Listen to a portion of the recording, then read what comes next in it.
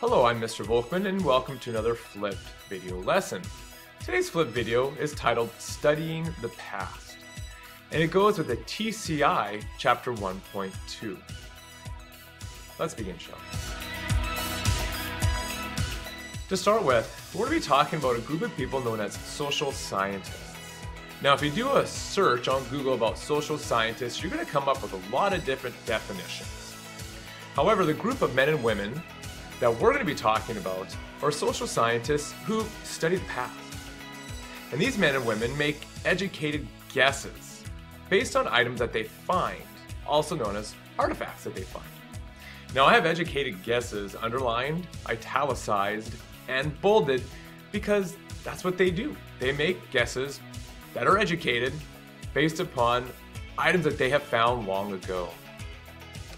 These men and women did not live during that time, so for 100%, we aren't sure what happened.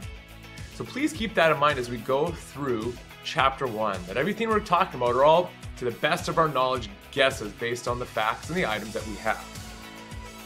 Now, an archaeologist is a type of social scientist who studies the past by looking at objects that are left behind, objects that they can hold, they can touch, smell, lick. I don't know if they do that. But archaeologists look for actual items found on the ground.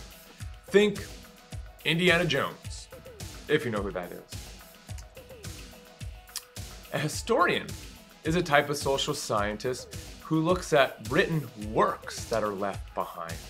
They are the ones studying the words of past civilizations, or words that were written down by other historians that have died long, long ago. Finally, we have geographers. Now, you wouldn't think of a geographer as someone who studies the past, but they do. They study natural features or physical characteristics that are on the earth. And through these natural or geographic or physical features, geographers are able to tell, what different parts of the world were like long ago. For example, think about Washington State, where we look at Mount St. Helens with the explosion of that volcano in the 1980s. Based upon evidence that geographers can see from that explosion, they're able to tell that there was an explosion, even if they weren't at that particular spot after it happened.